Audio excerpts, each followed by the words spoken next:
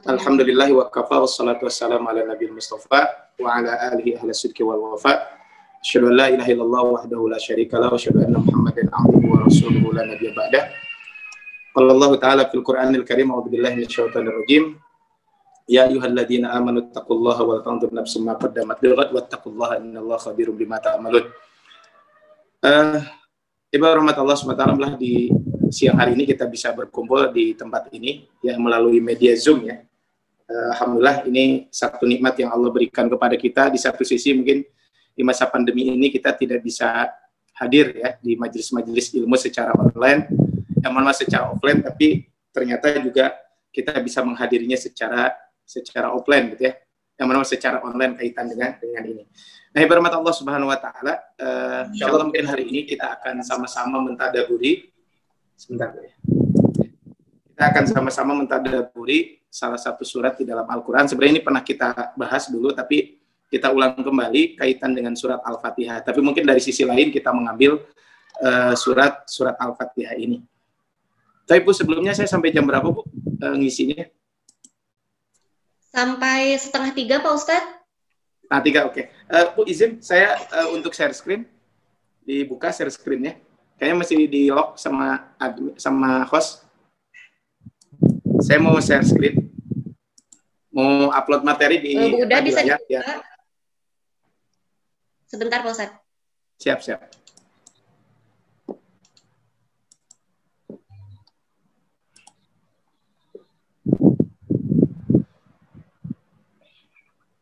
Sudah Pak Ustadz, bisa dicoba.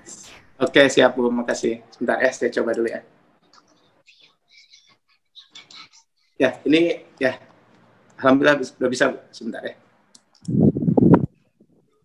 Baik, rahmat Allah Subhanahu wa taala, mungkin kita akan membahas di hari ini tadabbur surat Al-Fatihah ya. Saya ambil dari satu buku yang memang khusus membahas surat Al-Fatihah. Bukunya sekitar 340 halaman bukunya, berbicara tentang The Seven Islamic Daily ya. The Seven Islamic Daily Habits ya. 7 kebiasaan hidup Islami dan modern berbasis Al-Fatihah. Ini adalah dulu kita pernah membahas tentang tadabbur surat Al-Fatihah ini, dan hari ini mungkin kita tadabburi lagi kaitan dengan surat Al-Fatihah ini. Tapi rahmat Allah Subhanahu wa taala, kalau kita membahas tentang surat Al-Fatihah ini, memang surat Al-Fatihah ini adalah surat yang sangat menarik buat kita semuanya ya. Ada beberapa poin kalau kita berbicara tentang surat Al-Fatihah ini Bu ya. Kalau kita lihat di sini adalah surat Al-Fatihah ini adalah tadi saya sampaikan, surat ini adalah memang surat yang sangat luar biasa ya. Kenapa disebutkan surat ini surat yang sangat luar biasa? Karena ya kalau kita lihat di dalam buku-buku tafsir ya, ketika berbicara tentang surat Al-Fatihah ini, ya sebentar Bu ya. Saya perbesar dulu.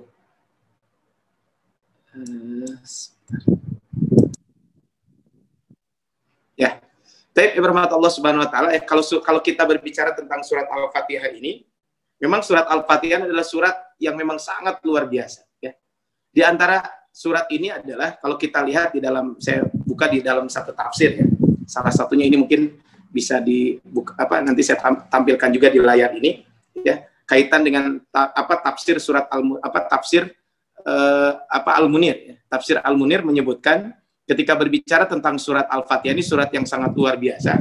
Bahkan Al-Imam Al-Qurtubi menyebutkan bahwa surat Al-Fatihah ini, mungkin ini bisa dilihat di sini ya. Menurut Al-Imam Al-Qurtubi ya, kata beliau bahwa surat ini memiliki 12 nama ya. Jadi saking luar biasanya surat ini, kata Imam Al-Qurtubi, surat ini memiliki 12 nama. Apa saja namanya? Yang pertama adalah dinamakan juga dengan suratus shalah. Dinamakan juga dengan as-shalah. Kenapa dinamakan as-shalah? Karena kata Allah Subhanahu wa taala dalam hadis qudsi disebutkan, qasamtus sholata baini wa baina abdi nisfaini. Aku membagi salat antara diriku dan hambaku menjadi 2 bagian. Bayangkan Bu ya. Kalau kita lihat dari surat ini, kita bisa membaca bagaimana surat ini gitu ya, sampai kata Allah dalam Al-Qur'an, di sini disebutkan qasamtus shalah. Nah, yang dimaksud dengan as-shalah di sini maksudnya kata para ulama adalah surat Al-Fatihah. Jadi adalah as-shalah di sini maksudnya adalah surat Al-Fatihah. Jadi surat Al-Fatihah itu dibagi antaraku dengan hambaku. Maksudnya nanti dibahas bahwa surat Al-Fatihah ini adalah setengahnya antara aku dengan Allah Subhanahu wa taala dan setengahnya adalah antara hamba dengan baini wa baina abdi nisfaini. Jadi di situ nanti ada bagaimana kita memuji Allah. Bismillahirrahmanirrahim. Alhamdulillahirabbil alamin. Arrahmanirrahim. Maliki yaumiddin. Ini adalah bagaimana kita memuji Allah. Kemudian setelah itu iyyaka na'budu wa iyyaka nasta'in. Kan ini adalah kalau kita berbicara tentang surat Al-Fatihah ini. Kemudian yang kedua dinamakan juga alhamdu. Nanti kita bahas khusus tentang surat ini ketika berbicara tentang alhamdu. Ini adalah kalau kita berbicara tentang surat Al-Fatihah ini. Kemudian juga dinamakan juga Fatihatul Kitab.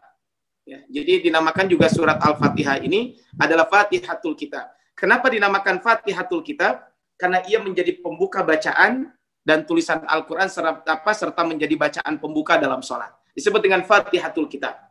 Kemudian disebut dengan Ummul Kitab. Ya, menurut jumhur ulama. Sebagian lagi mengatakan disebutkan Ummul Quran.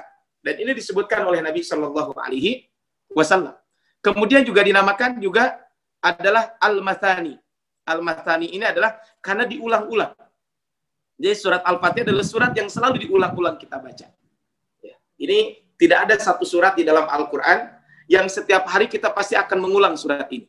Itu surat Al-Fatihah. Dalam kondisi apapun. Ya. Kemudian disebut juga Al-Quranil Azim. Ya. Karena surat ini mencakup seluruh ilmu dan tujuan dari Al-Quran. Sempat kita bahas dulu ketika offline bahwa ini surat ini mengandung tadi Fatihatul Kitab Al-Quranul Azim, bahwa di sini berbicara tentang akidah, muamalah, kemudian berbicara tentang ibadah dan kisah. Kemudian juga disebutkan juga surat Al-Fatihah adalah Asy-Syifa. Kenapa dinamakan Asy-Syifa? Karena ini merupakan obat. Ya. Kemudian disebutkan juga surat ini adalah Ar-Ruqyah.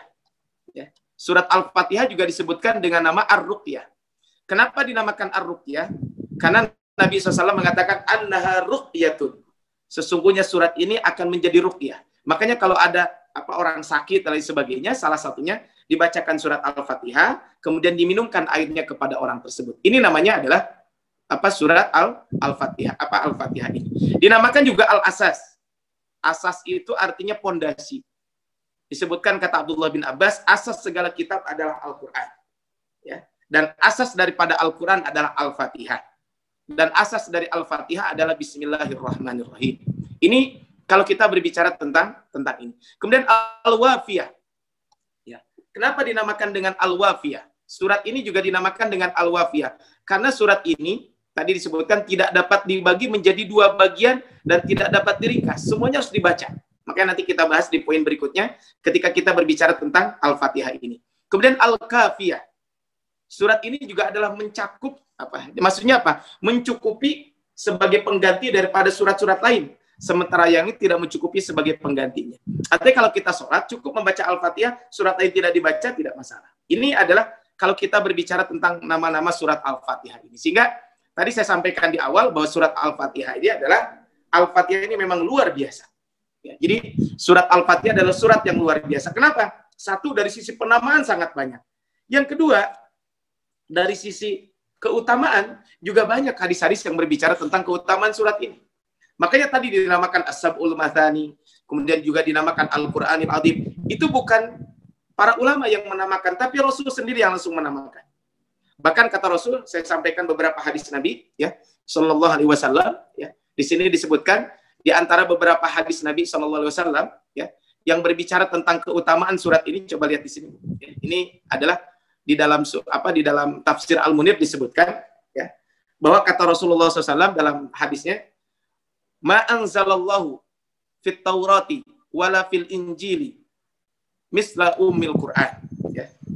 Allah tidak pernah menurunkan di dalam Taurat, juga di dalam Injil, ya, seperti Ummul Quran. Ya. Wahia kama qala Allah Ta'ala fil hadisil qudsi, sebagaimana diungkapkan oleh Allah Subhanahu wa taala dalam hadis qudsi, ya, maksumatun baini wa baina abdi. Kata Allah Subhanahu wa taala, maka surat ini dibagi menjadi dua, kan? Maksumatun baini wa baina abdi, terbagi antara aku dengan hambaku. Wali abdi, kata Allah Subhanahu wa taala, ya, wali abdi, dan untuk hambaku masa'ala. Silahkan dia meminta. Ini kalau kita lihat dalam hadis ini, wahya maksumatun baini wa baina abdi wali abdi masa'ala. Ini kata Rasulullah SAW. dalam hadis ini bahwa antara ia adalah 7 ayat yang berulang, ia terbagi 2 antara Allah dengan hambanya, dan bagi hambanya tergantung apa yang dia minta. Iyyaka na'budu wa iyyaka nasta'in. Ini adalah kalau kita berbicara tentang surat ini. Makanya bermata Allah Subhanahu wa taala, surat ini adalah surat yang sangat istimewa. Tadi saya sampaikan tadi di sini adalah bahwa surat ini adalah Al-Fatihah memang luar biasa. Kenapa luar biasa? Dari sisi penamaan yang pertama, yang kedua adalah bukan hanya dari sisi penamaan. Surat ini juga adalah kalau kita lihat di sini adalah bukan hanya dari sisi nama, tapi juga surat ini adalah surat yang memang kalau kita lihat di sini adalah keutamaannya juga sangat banyak. Ini kalau kita berbicara tentang ini. Kemudian yang kedua, ibarat Allah Subhanahu wa taala, surat Al-Fatihah ini adalah kalau kita bahas adalah merupakan teori kesatuan mata rantai. Maksudnya apa? Ya. Teori kesatuan mata rantai ini kan surat ini ada 7 ayat. Ya, surat ini ada 7 ayat. Maka surat ini tidak boleh dibaca 1 ayat saja. Tidak boleh dibaca 3 ayat saja. Ini adalah harus dibaca 7-7-nya. Jadi makanya dalam sholat, kalau kita baca, contoh gini, kalau kita sholat, kan setelah waladhdallin amin, kita kan dianjurkan membaca surat. Nah, ibu kalau mau baca surat, contohnya surat Al-Ikhlas, seandainya ibu mau sholat tahajud, gitu ya, surat Al-Ikhlas ini, contohnya ibu tahajudnya 4 rakaat. Maka ibu kalau membaca rakaat pertama waladhdallin amin, kemudian ibu baca ketika itu qul huwallahu ahad Allahu akbar, itu boleh. Nanti rakaat kedua waladhdallin amin Allahus samad. Ayat ketiga, rakaat ketiga, itu dibolehkan. Tapi kalau kita berbicara tentang surat Al-Fatihah ini, maka merupakan teori kesatuan mata rantai. Maksudnya apa? Maksudnya adalah kalau kita mentadaburi ayat ini, berarti surat ini tidak mungkin hanya begitu saja. Pasti ada keistimewaan yang didapatkan dari surat ini. Ya. Tidak mungkin surat ini hanya dibaca, tidak mungkin surat ini kalau kita membacanya hanya seperti hanya begitu saja. Kecuali di situ ada keistimewaannya. Makanya ini adalah kalau disebut adalah kesatuan mata rantai. Maksudnya adalah ya, jika ada orang membaca surat Al-Fatihah di dalam sholat tidak tuntas, maka tidak dianggap sah sholatnya. Sehingga tentu kalau kita berbicara tentang ini, maka surat ini berarti surat yang sangat penting buat kita semuanya. Berikutnya bermata Allah Subhanahu wa taala adalah setelah surat ini adalah surat teori kesatuan dan mata rantai, maka surat ini juga adalah kalau kita membahas tentang surat ini merupakan teori paket. Maksudnya gimana? Ya, pesan ya dalam ajaran Islam, pesan yang diucapkan oleh lisan atau yang digoreskan oleh pena atau yang diisyaratkan oleh anggota tubuh merupakan terjemah dari keinginan hati. Lisan dan goresan pena atau gerak tubuh adalah juru bicara hati itu. Hati yang berkehendak diungkapkan oleh lisan dan dilakukan oleh anggota tubuh. Inilah yang Rasul sampaikan, ala inna fil jasadi mudghah. Ketahuilah bahwa dalam diri kita tuh ada segumpal darah, segumpal daging. Idza soluhat soluhal jasadu kullu. Kalau segumpal daging itu benar, maka seluruh aktivitas kita juga akan benar. Wa idza fasadat fasadal jasadu kullu. Maka jika yang ada dalam hati itu salah, maka semuanya pun akan salah. Itu ala wahyal qalbu. Itulah hati. Sehingga kalau kita berbicara tentang ini, maka Al-Fatihah badan kita kan terdiri dari jasad, kemudian juga terdiri dari lisan, kita ada hati, ada lisan, ada fisik kita. Maka ketiga komponen tersebut harus satu paket. Nah, begitu juga Al-Fatihah. Maka kalau kita membaca Al-Fatihah dengan khusyuk, tentu adalah khusyuk itu kan lisan kita baca, hati kita khusyuk, maka pasti akan mendatangkan berbagai macam kebaikan yang akan kita dapatkan. Sehingga pantas kalau kita berbicara tentang ini, maka surat Al-Fatihah itu kembali tadi bahwa surat ini adalah ya tadi teori kesatuan atau mata rantai. Berikutnya bermata Allah Subhanahu wa taala, kalau kita berbicara tentang surat Al-Fatihah ini juga adalah berikutnya adalah maka di sini adalah teori bertahap dan berkelanjutan. Maksudnya apa? Bermata Allah Subhanahu wa taala, yang dimaksud dengan teori bertahap dan berkelanjutan ini, ya.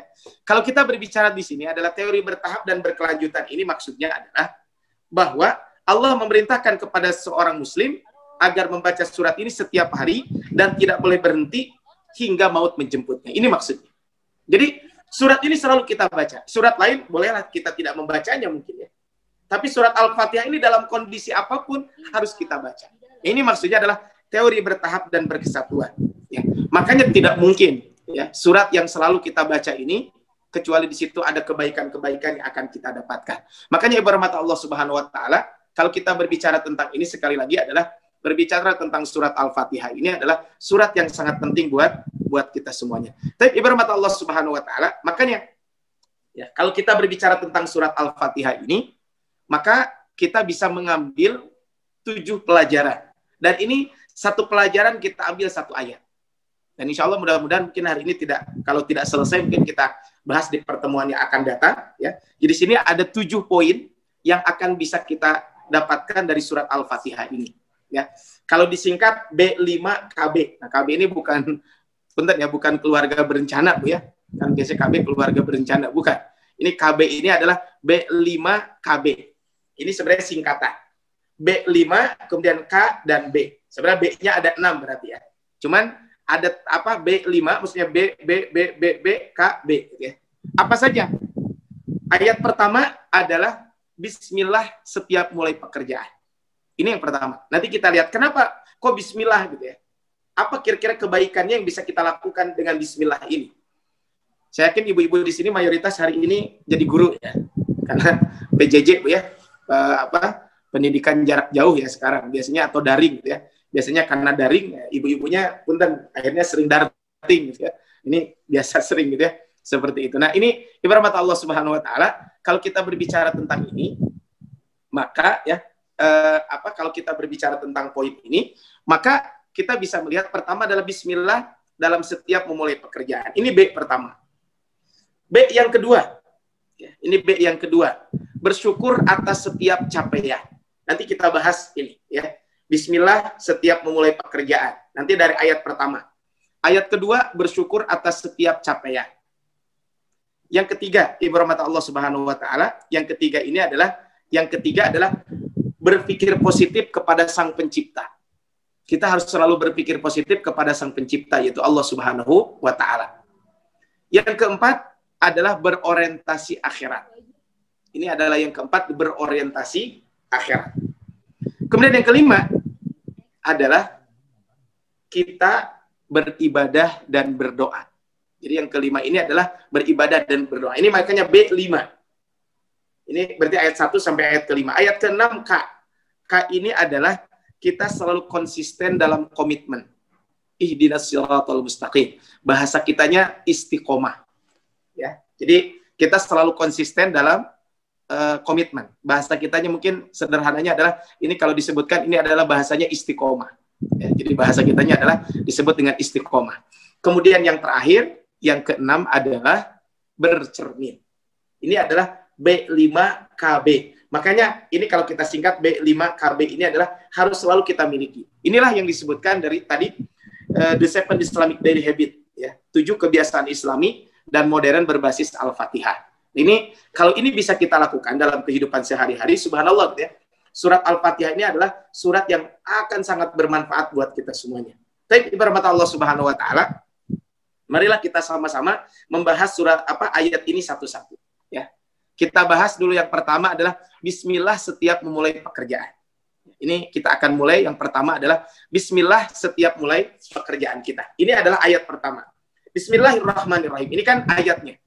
Mudah-mudahan sebenarnya dengan membahas surat ayat pertama ini, tujuannya adalah ibu rahmat Allah Subhanahu wa taala. Tujuan utama daripada membahas surat Al-Fatihah ayat pertama ini adalah mudah-mudahan gitu ya. Nanti setelah ini kita merasakan selalu kehadiran Allah.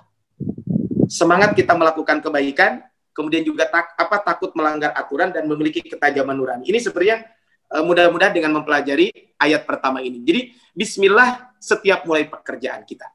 Ibarat Allah Subhanahu wa taala, ya. Coba lihat di sini, ya. Bismillah setiap mulai pekerjaan. Ini kan Bismillahirrahmanirrahim. Ini kan di dalam surat Al-Fatihah ayat pertama disebutkan Bismillahirrahmanirrahim. Apa artinya bismillah ini? Maka kalau kita mengucapkan Bismillahirrahmanirrahim, itu secara tidak langsung sebenarnya kita mengatakan Bismillahirrahmanirrahim. Aku memulai kerjaku dengan menyebut nama Allah, atau aku memulai melakukan sesuatu dengan menyebut nama Allah. Itu kan bismillah. Jadi, aku memulai aktivitas aku dengan menyebut nama Allah.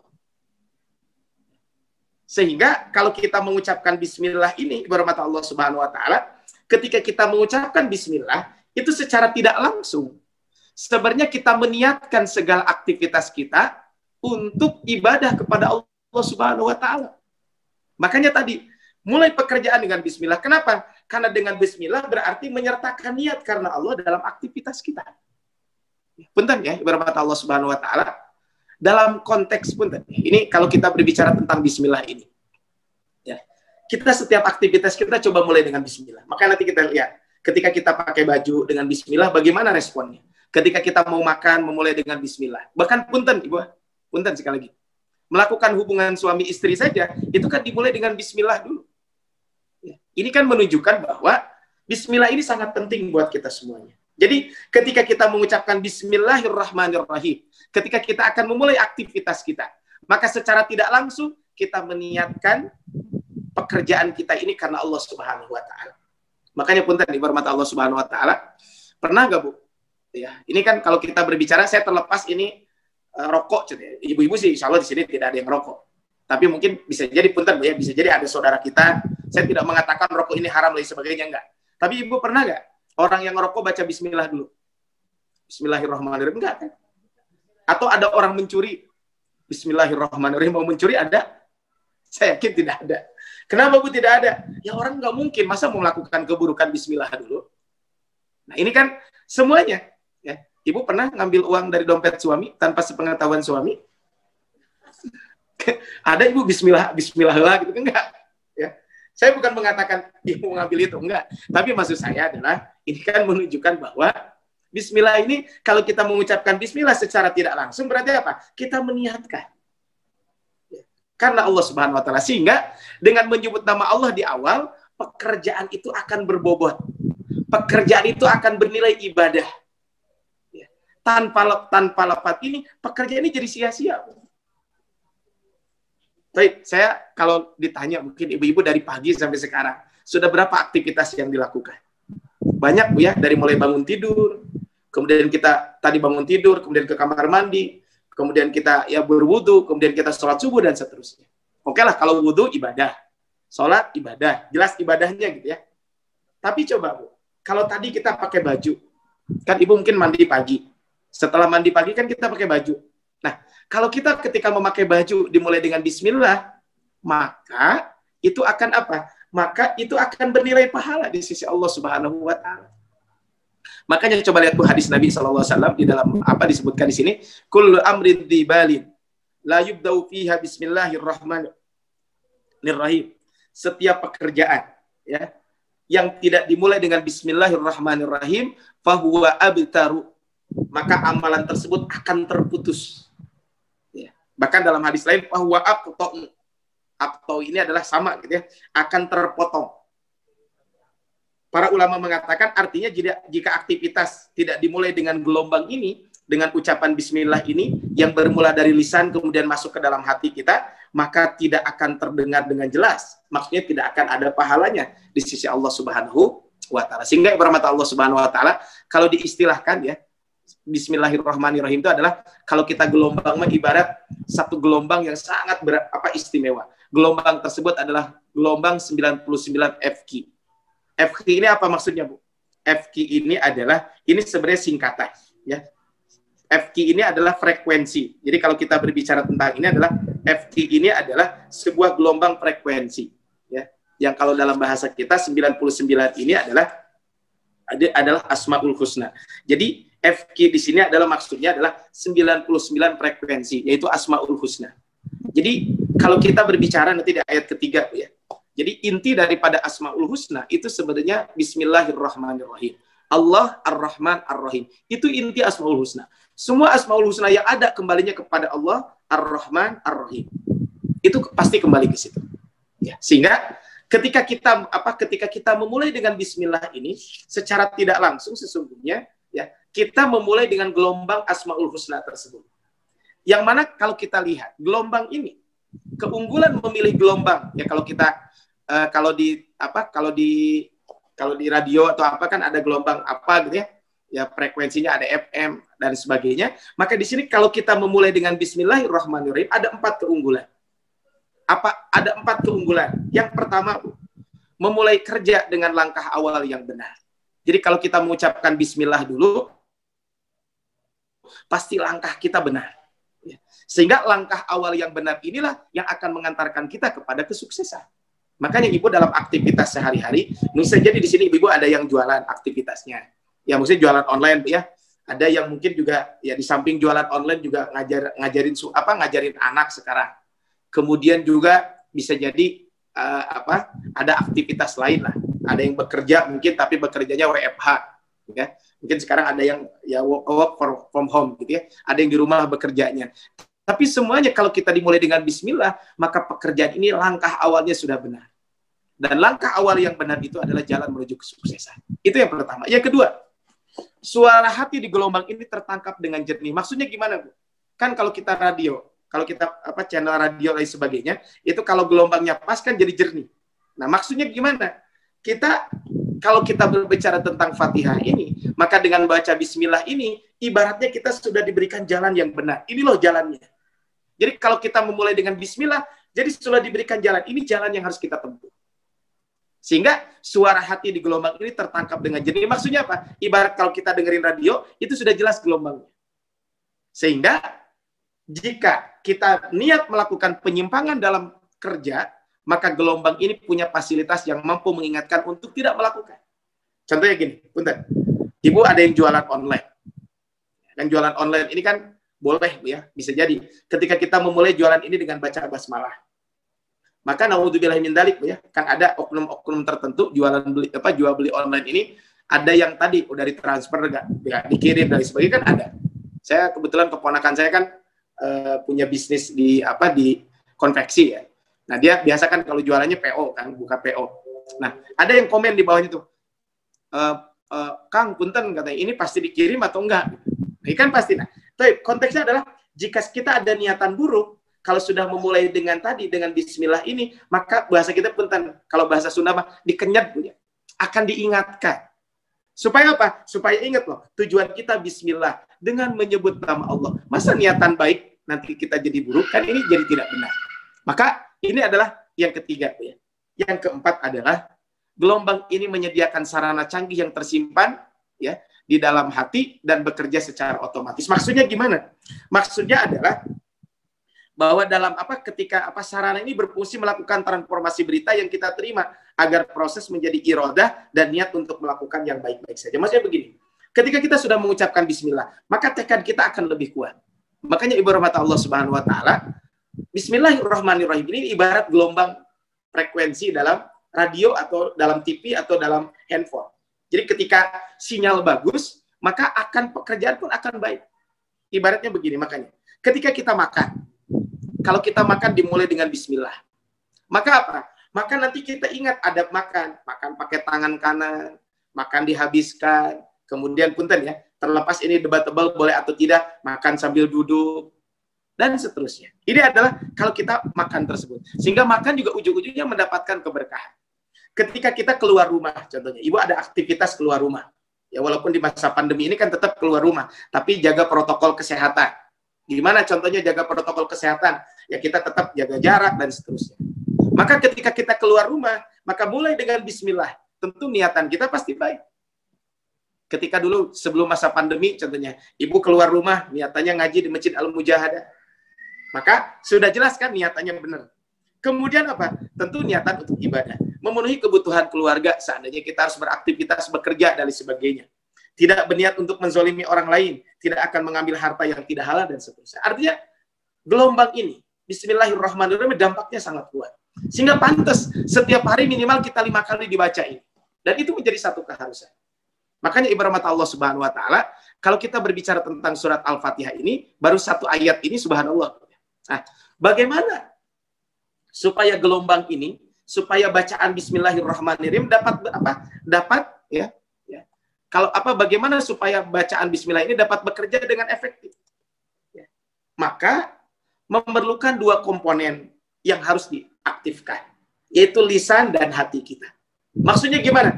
Ketika lisan kita mengucapkan bismillahirrahmanirrahim, maka berikutnya apa? Maka hati kita itu langsung nanti akan connect. Sehingga apa? Sehingga niatan kita akan menjadi niatan yang baik. Nah, ini adalah pentingnya kita selalu mengucapkan bismillah ini. Sehingga apa? Sehingga bagaimana supaya bekerja? Jangan hanya lisan yang mengucapkan, tapi hati kita juga mengikuti. Sehingga keterpaduan antara lisan dengan hati ini adalah sangat penting. Kata kunci efektifnya adalah keterpaduan antara tutur lisan serta hati yang bersih dan ikhlas. Makanya betul kata Allah di dalam Al-Quran, Bu ya. Lihat di dalam surat Al-Anfal di ayat ke-2. Innamal mu'minuna alladzina idza dzukirallah wajilat qulubuhum. Orang mukmin itu adalah apabila dibacakan Al-Quran, maka bergetarlah hatinya. Bayangkan, Bu, ayat ini gitu ya.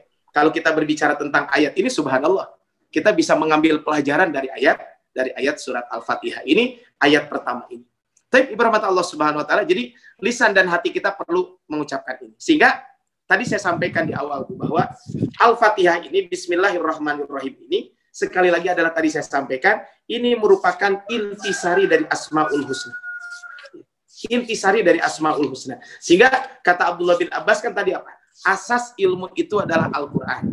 Dan asasnya Al-Quran adalah Al-Fatihah. Dan asasnya Al-Fatihah adalah Bismillahirrahmanirrahim. Sehingga kalau kita berbicara Asmaul Husna yang 99, maka sesungguhnya adalah inti daripada Asmaul Husna itu 3. Allah, Ar-Rahman, Ar-Rahim.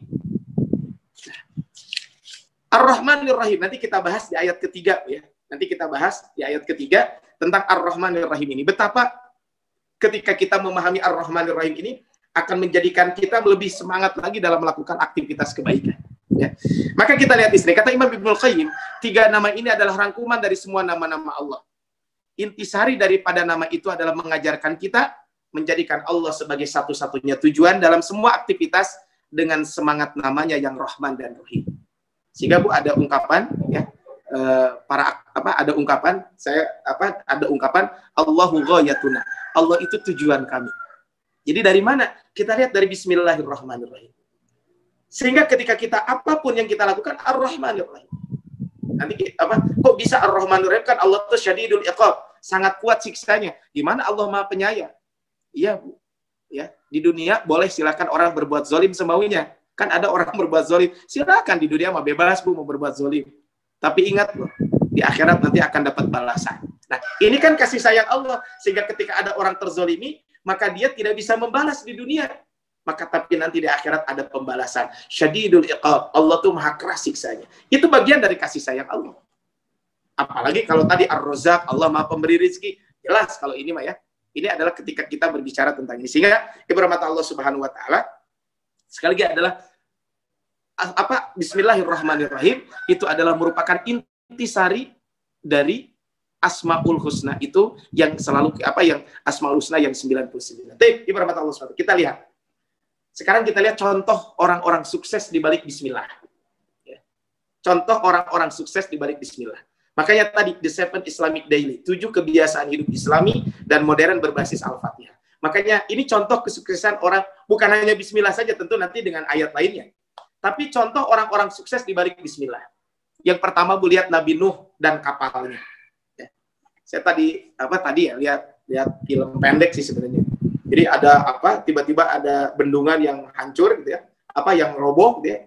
Kemudian si air itu kemana-mana dan ternyata ada kapal. Nah, kita ingat Nabi Nuh, saya jadi ingat bagaimana Nabi Nuh dan kapalnya. Ya.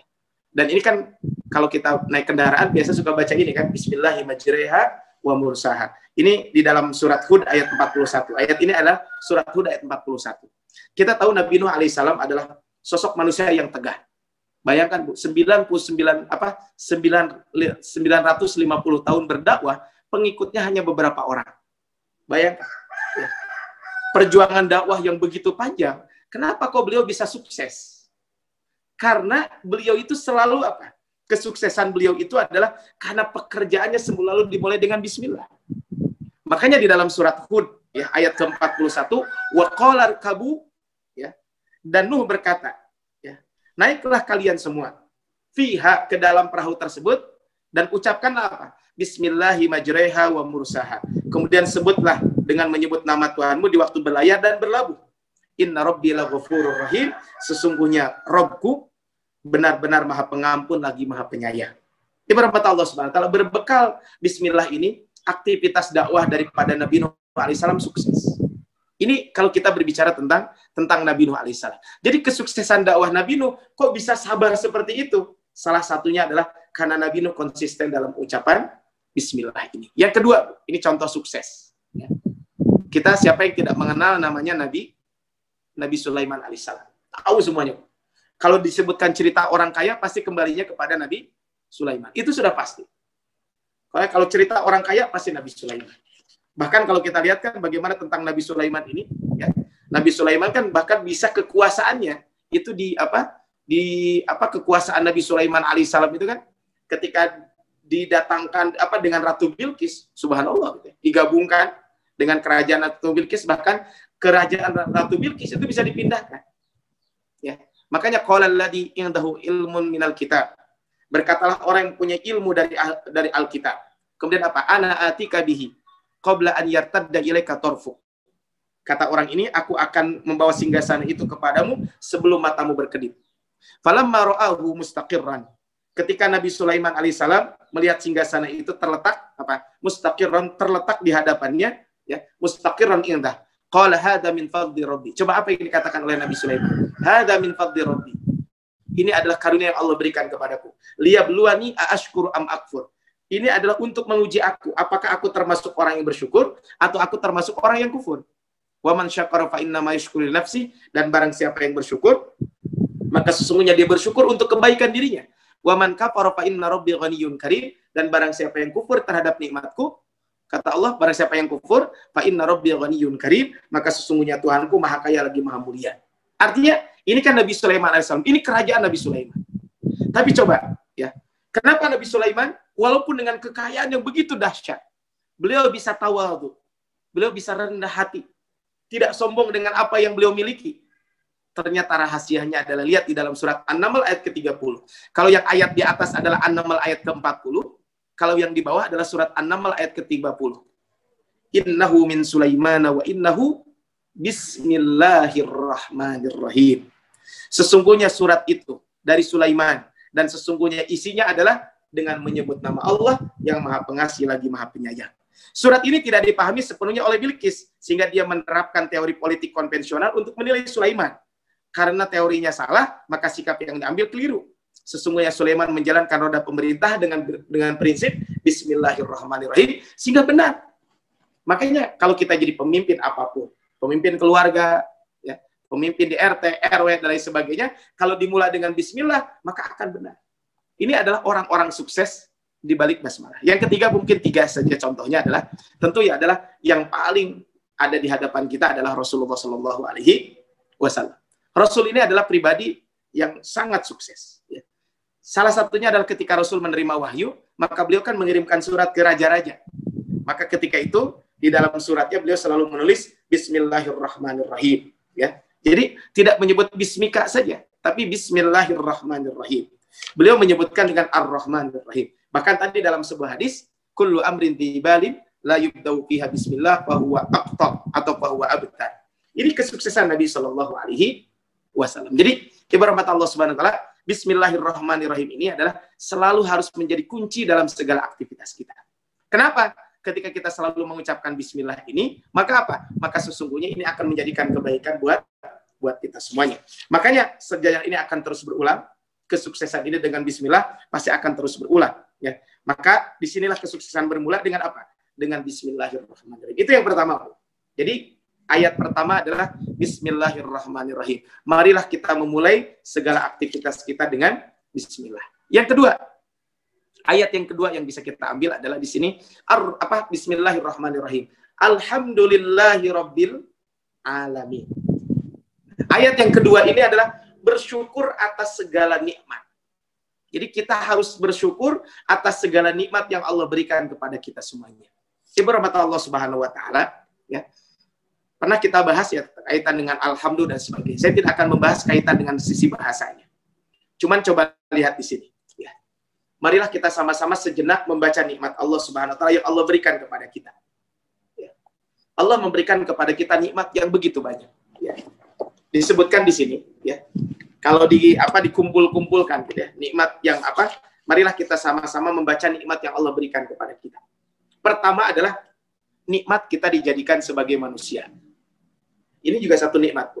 Jadi Allah menjadikan kita sebagai manusia, itu satu nikmat. Lihat di dalam Al-Qur'an, surat Ar-Rahman.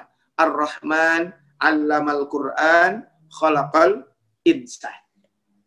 Allah menciptakan kita sebagai manusia. Ini satu nikmat.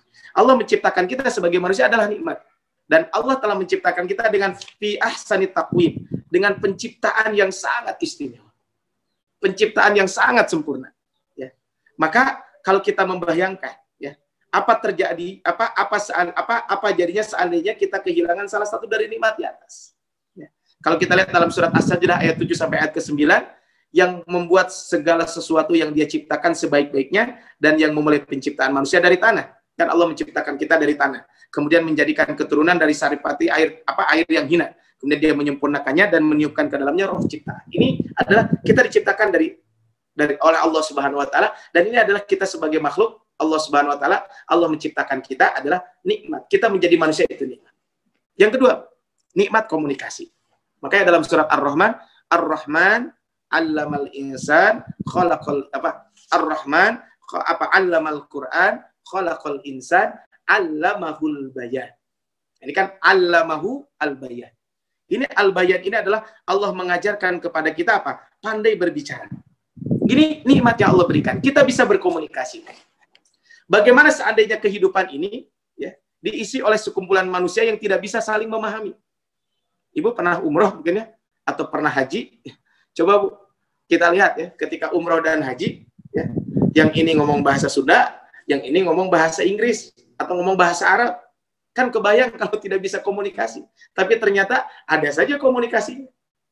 Ya, ibu-ibu mah pada linter, apalagi kalau ke toko, kalau ketika umroh atau haji, Bu, ya, ke toko jualan oleh-oleh gitu, ya. Itu bisa bahasa Arab, ya, pokoknya mah gimana, we. Tapi kan itu komunikasi. Walaupun tidak mesti dengan bahasa, bisa jadi dengan bahasa isyarat dan sebagainya. Ini kan nikmat berkomunikasi. Nah, apalagi di zaman sekarang ini, Bu, ya, nikmat komunikasi ini sangat kita rasakan. Ya, kita komunikasi dengan berbicara, dengan media yang ada. Ya, saya sering sampaikan di beberapa tempat juga bahwa konteksnya kaitan dengan dengan kejadian masa pandemi ini. Maka silaturahmi juga dengan media sekarang kan bisa dilakukan dengan apa? Dengan online, gitu ya. Kemudian juga hal-hal yang lain pun bisa dilakukan dengan online. Termasuk juga kajian. Ya. Sekarang ada pertanyaan kemarin sih, menarik pertanyaannya. Ustaz, bagaimana hukumnya menghadiri kajian online? Ya.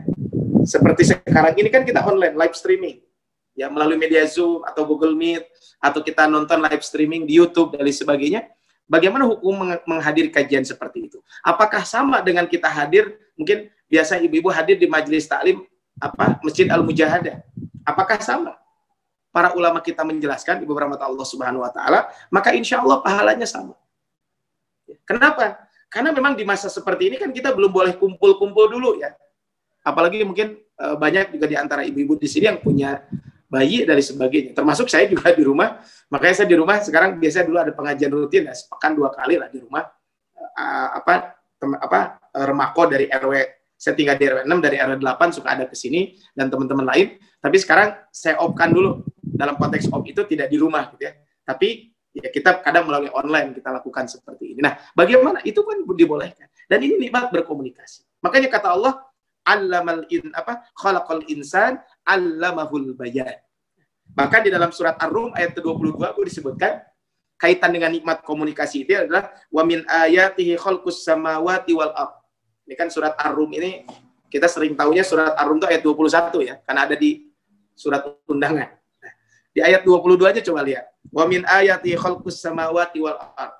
Dan di antara tanda-tanda kekuasaannya adalah Allah menciptakan langit dan bumi. Wa ikhtilafu alsinatikum wa alwanikum. Dan berlain-lainan bahasamu dan warna kulit.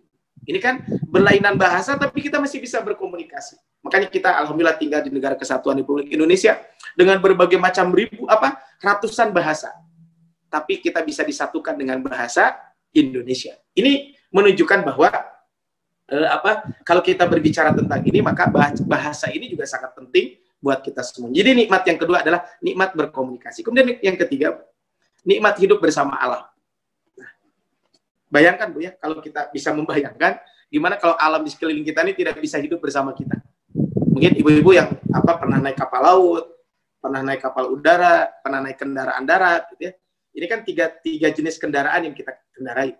Bayangkan coba Bu, kalau seandainya kita sedang naik kapal laut dan laut ini tidak mau bersahabat dengan kita. Ya, makanya kata Allah kan Allah menjadikan bumi itu ditaklukkan buat kalian. Ya. Maka alam yang ada di sekeliling kita adalah nikmat. Matahari, bulan, bintang, langit dan seluruhnya itu nikmat yang Allah berikan kepada kita. Dan ternyata apa? Dan ternyata itu semuanya adalah nikmat yang Allah berikan kepada kita. Lihat Bu dalam surat Ar-Rahman juga ya, disebutkan asy-syamsu wal qamaru bihusban. Ini kan surat Ar-Rahman. Makanya Ibu tadaburi surat Ar-Rahman sampai ayat ke-9 coba. Ya, ini kan nikmat yang Allah berikan. Asy-syamsu wal qamaru bihusban. Matahari dan bulan beredar menurut perhitungan. Tidak pernah kalau matahari dan bulan tabrakan, udah kiamat selesai. Dunia habis. Tapi matahari itu tidak pernah tabrakan. Sesuai dengan jalurnya masing-masing. Wan najmu wasyajaru yasjudan. Kemudian tumbuh-tumbuhan dan pohon-pohonan sujud kepada Allah Subhanahu wa taala. Was-samaa'a rafa'aha wa wada'al mizan. Kemudian dan Allah telah meninggikan langit dan Dia meletakkan neraca keadilan. Allah tatghaw fil mizan. Jangan sampai kalian ya jangan sampai kalian dengan nikmat jangan sampai dengan timbangan tersebut kalian melampaui batas. Ya. Kaitan dengan timbangan ini. Wa aqimul wazna bil qisti wa la tukhsirul mizan. Ini kan menunjukkan bahwa Allah telah menciptakan alam ini, kita bisa berdampingan dengan alam ini. Nikmat hidup bersama alam, ini pun satu kenikmatan. Kemudian berikutnya adalah nikmat rezeki. Jelas kalau ini. Nah, selama ini kan kalau kita berbicara tentang nikmat, kita identik nikmat ini poin keempat ini. Kita sering identiknya dengan rezeki. Padahal nikmat itu banyak. Kita sebagai manusia, nikmat berkomunikasi, nikmat rezeki, ini pun nikmat. Nikmat. Ini biasanya yang sering kita bahas adalah kaitan dengan rezeki. Jadi kalau tadi adalah hidup bersama alam, ayatnya sangat banyak. Nikmat rezeki sangat banyak. Ya, makanya kata Allah dalam surat Ar-Rum ayat ke-50, "Fanzur ila athari rahmatillah." Maka perhatikanlah bekas-bekas rahmat Allah. Kaifa yuhyil arda ba'da mautiha. Bagaimana Allah menghidupkan bumi sesudah matinya. Bayangkan kemarin kita kemarau. Kemudian sekarang musim hujan. Kan sudah mulai hijau tuh tumbuh-tumbuhan. Ini kan bisa kita nikmati, subhanallah. Tumbuh-tumbuhan sudah mulai hijau, yang tadinya daun-daunan sudah mulai mengering, sekarang tumbuh lagi tunas baru sehingga jadi hijau dan sebagainya. Ini kan nikmat rezeki. Ya. Bahkan dalam surat Ar-Rahman ayat ke-10, wal arda wada'aha lil anam, dan Allah meratakan bumi untuk makhluknya, fiha faqihatu wan nakhlu dzatul akmam. Di bumi itu ada buah-buahan, ada pohon kurma yang mempunyai kelopak maya. Wal habbudul asfir raihan, dan biji-bijian dan yang berkulit dan bunga-bunga yang harum baunya. Ini kan nikmat rezeki. Makanya kata Allah di dalam surat Ar-Rahman ini. Maka surat Ar-Rahman ini kan sampai diulang-ulang, fabi ayyi ala rabbikuma tukadziban. Ya, maka di ayat ke-22 sampai 23 surat Ar-Rahman, yakhruju minhumal lu'lu'u wal marjan. Ini rezeki. Dan keduanya keluar mutiara dan marjan. Fabi ayyi ala rabbikuma tukadziban. Ini nikmat rezeki yang Allah berikan kepada kita. Makanya berikutnya adalah nikmat sehat. Ini juga nikmat yang tidak kalah penting. Wabil khusus di masa-masa pandemi seperti ini. Maka kita harus selalu bersyukur atas nikmat ini. Dan saya nasihatkan kepada saya dan kita semuanya ya, bahwa ya pandemi COVID-19 ini belum selesai. Ya terlepaslah. Ini apakah konspirasi ya, sebenarnya saya tidak akan berbicara tentang itu. Yang jelas adalah yang positif di sekeliling kita sangat banyak. Ya. Bahkan di pekan kemarin ada saya 2 kajian di Okan ya, karena memang di masjidnya ada beberapa jamaah yang terpapar pandemi ada yang terpapar COVID-19. Nah ini kan menunjukkan bahwa ini adalah yang harus kita perhatikan adalah nikmat yang Allah berikan kepada kita, nikmat sehat baik itu fisik maupun batin. Ya.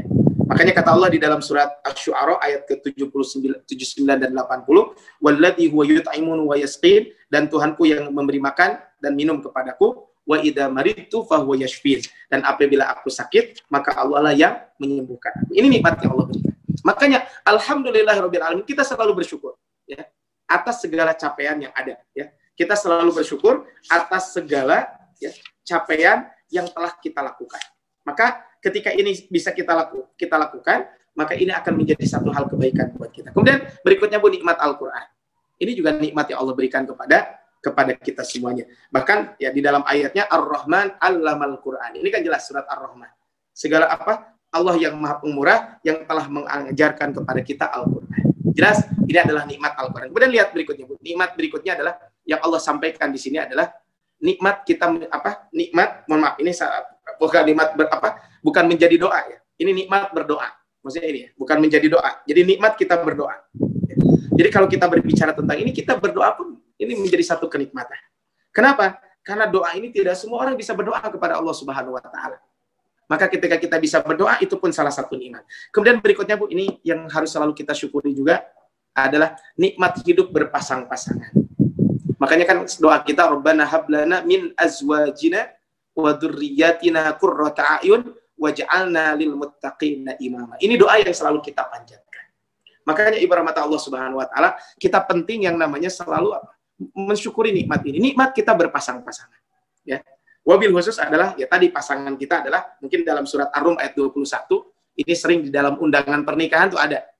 Wa min ayatihi an khalaqalakum min anfusikum azwaja litaskunu ilaiha wa ja'ala bainakum mawaddatan wa rahmah. Nah, ini Bu harus selalu kita syukuri. Kemudian berikutnya adalah nikmat memiliki keturunan. Ini juga satu nikmat. Ya. Jadi nikmat setelah kita berpasang-pasangan, kita pun memiliki keturunan. Ini satu nikmat yang Allah berikan kepada kita. Harus selalu kita syukuri. Ya. Gimana gitu ya? Dengan keturunan ini? Makanya doa yang selalu kita panjatkan, Rabbana hablana min azwajina wa dzurriyyatina qurrata a'yun waj'alna lil muttaqina imama. Rabbi habli minas sholihin. Ini doa yang dipanjatkan. Makanya nanti kita lihat bagaimana contoh orang-orang sukses dengan alhamdulillahirabbil alamin, salah satunya Nabi Ibrahim alaihissalam. Nabi Ibrahim itu memohon doa kepada Allah supaya diberikan keturunan. Dan ujung-ujungnya kan syakirul li'an umi. Nabi Ibrahim adalah selalu bersyukur atas nikmat yang Allah berikan kepada beliau. Kemudian nikmat rasa aman. Ini pun harus kita harus kita syukuri. Ya. Nikmat rasa aman. Ya, alhamdulillah kita berada di satu negeri, ya, Indonesia, dengan keamanan dan sebagainya, dan kita selalu berdoa semoga orang-orang ya, yang menginginkan kehancuran, yang menginginkan keburukan untuk negeri kita Indonesia, Allah berikan kepada mereka balasannya. Biar kesibukan mereka untuk melakukan itu dikembalikan kepada mereka. Kemudian yang terakhir adalah ini nikmat Allah yang tidak mungkin dihitung. Jadi kalau yang terakhir ini adalah nikmat Allah yang begitu banyak. Nah, nikmat Allah Subhanahu wa taala. Jadi ini adalah nikmat yang Allah berikan kepada kita semua. Jadi nikmat Allah yang tidak mungkin dihitung. Makanya kata Allah dalam surat Ibrahim ayat 34, wa in ta'uddu ni'matallahi la tuhsuha. Nah, ibarat Allah Subhanahu wa taala. Itu kan tadi kita sebutkan ada 11 nikmat itu. Dan kalau kita kembalikan kepada nikmat-nikmat itu, maka nikmat itu sesungguhnya kembali kepada 3 hal. Jadi induk semua nikmat yang ada itu 3 hal. Jadi dari semua kenikmatan yang ada, yang Allah berikan kepada kita, maka induknya cuma 3. Pertama adalah nikmatul Islam. Ini yang pertama, nikmat Islam. Jadi yang pertama adalah ini nikmat Islam. Yang kedua adalah nikmatus sihhati. Yang kedua adalah nikmat kesehatan. Yang ketiga adalah nikmat kekayaan. Ini adalah induk segala nikmat. Induk segala nikmat ini adalah nikmat Islam, nikmat kesehatan, dan nikmat kekayaan. Sehingga kata Wahan bin Al-Munabbih mengatakan, induk nikmat itu ada 3. Nikmat Islam, yang tidak akan sempurna semua kehidupan kecuali dengannya. Kemudian yang kedua adalah nikmat kesehatan, yang mana kehidupan tidak akan sentosa tanpanya. Kita bagaimana bisa beribadah kalau kita tidak sehat? Bagaimana kita bisa melakukan aktivitas kalau kita tidak sehat? Kemudian berikutnya adalah nikmatu al-mal, yaitu nikmat kekayaan yang mana tidak akan lengkap tanpanya. Jadi kalau kita lihat, kesimpulan Wahab bin Al-Munabbih ini sangat cerdas. Karena hierarki nikmat ini memang kita saksikan dalam realitas kehidupan kita. Jadi, kenapa? Orang dalam kesehariannya seolah-olah waktunya habis untuk mengumpulkan harta. Dan seolah-olah hartanya yang paling merupakan kenikmatan paling tinggi. Kan ada orang yang hari-harinya mengumpulkan harta terus. Seolah-olah dengan harta itulah dia akan nikmat. Tetapi ia terganggu kesehatannya. Maka harta yang dia kumpulkan, ia rela lepas demi kesehatan tersebut. Sebenarnya ada ungkapan begini, Bu. Jadi kalau masa muda katanya sehat banyak, dikejar-kejar harta. Kalau sudah tua, maka yang dikejar-kejar kesehatan. Sehingga harta yang sudah dikumpulkan habis untuk kesehatan. Sampai ada ungkapan seperti itu. Nah, ini kan bayangkan, Bu. Jadi orang bekerja untuk terus-menerus mencari harta. Tapi ternyata ketika kesehatan itu habis, maka ya udah. Apa ketika kesehatan itu adalah diuji oleh Allah, maka kadang harta itu bisa habis. Sampai ada ungkapan, ada teman yang punya lembaga gitu ya, lembaga kesehatan yang ini membantu masyarakat ya.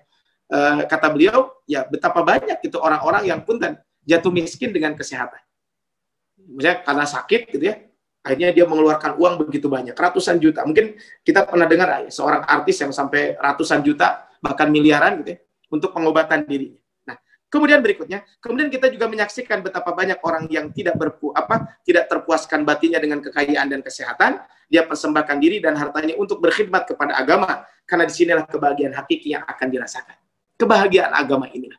Makanya betapa banyak ibarat mata Allah Subhanahu wa taala, orang yang punya kekayaan, orang punya kesehatan tidak bisa menikmati hidupnya. Tapi ketika kesehatan dan nikmat kekayaan itu dibarengi dengan nikmat Islam, maka itu akan menjadikan kebahagiaan yang hakiki. Sehingga kalau kita berbicara, maka alhamdulillahirabbil alamin, ini adalah kita bersyukur Allah memberikan nikmat kepada kita, nikmat Islam. Nikmat juga kita sehat, dan nikmat juga Allah memberikan rezeki kepada kita. Maka ini harus selalu kita syukuri bersama-sama. Jadi kalau kita urutkan, nikmat paling atas itu nikmat Islam, kemudian nikmat kesehatan, kemudian nikmat harta. Ini adalah inti daripada nikmat, sebagaimana disebutkan oleh Wahab bin Al-Munabbih ketika kita berbicara tentang nikmat ini. Tapi berkata Allah Subhanahu wa taala, alhamdulillahirabbil alamin. Ketika kita mengucapkan alhamdulillahirabbil alamin, ini sesungguhnya setelah kita tadi membaca nikmat itu begitu banyak. Tadi kan kita sudah membaca nikmat yang Allah berikan begitu banyak. Maka berikutnya adalah setelah kita membaca nikmat Allah tersebut, maka hendaklah kita melatih diri untuk mensyukuri pemberi dan menikmati pemberian. Jadi kita melatih diri untuk mensyukuri pemberi dan menikmati pemberian, upaya mewujudkan ekspresi, mengungkapkan apresiasi dan melakukan internalisasi. Nanti kita bahas ini. Tapi ini kan setelah kita membaca tadi membaca nikmat yang Allah berikan kepada kita. Maka berikutnya adalah jangan lupa kita memberikan ekspresi. Maksudnya apa? Bagaimana cara mensyukuri nikmat ini? Ini adalah yang maksud disampaikan tadi. Jadi melatih diri untuk mensyukuri pemberi dan menikmati pemberian, menikmati pemberian dan upaya mewujudkan ekspresi. Maksudnya apa? Kita bergembira dengan nikmat yang Allah berikan kepada kita. Maksudnya adalah, ini adalah cara kita mensyukuri. Dengan apa? Pertama adalah bergembira menerima nikmat. Kegembiraan inilah yang disebut dengan ekspresi. Makanya tadi kalau kita lihat maka kita memunculkan ekspresi. Ketika Allah memberikan nikmat kepada kita, maka kita wujudkan dengan apa? Dengan bergembira atas nikmat tersebut. Bukan sombong. Kemudian apakah cukup dengan itu? Maka ungkapkan rasa syukur itu dengan lisan. Inilah yang disebut dengan apresiasi. Kalau kita, contohnya kalau kita mendapatkan nikmat, maka ucapkan dengan alhamdulillah. Ya mungkin kalau kita ajarkan kepada anak kita, kalau diberikan rezeki oleh siapa, oleh saudara, oleh siapa maka kita ucapkan jazakallahu khairan ataupun ucapkan terima kasih. Ini kan berarti apa? Mengungkapkan rasa syukur dengan alhamdulillah. Kalau tadi bergembira menerima nikmat, akui nikmat itu dari Allah. Inilah dengan hati kita. Ini namanya adalah ekspresi. Kemudian berikutnya adalah apresiasi. Dengan apa? Mengucapkan alhamdulillahirabbil alamin. Dan berikutnya adalah setelah itu, kita pun membangun komitmen untuk mensyukuri nikmat tersebut. Dengan apa? Dengan hati dan lisan kita. Caranya gimana? Ini adalah yang disebut dengan internalisasi.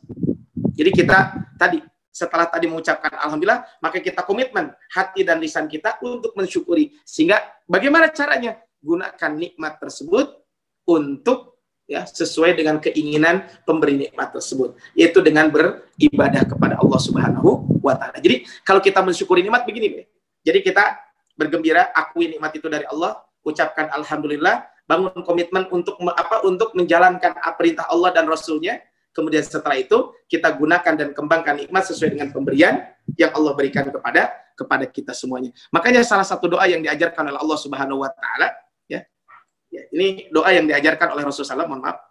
Ini ada satu doa yang diajarkan oleh Rasulullah. Saya tidak ditulis, lupa. Doanya kan insya Allah ibu-ibu hafal semua.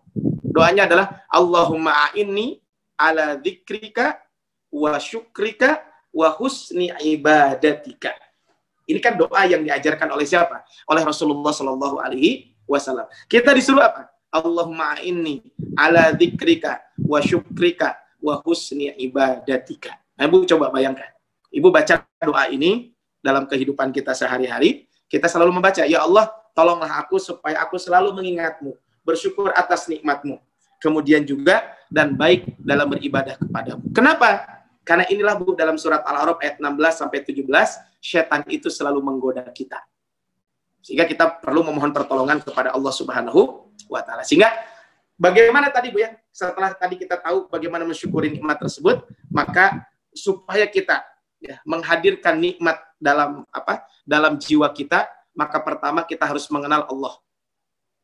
Yang kedua, mengenal kadar dan nilai nikmat yang diberikan.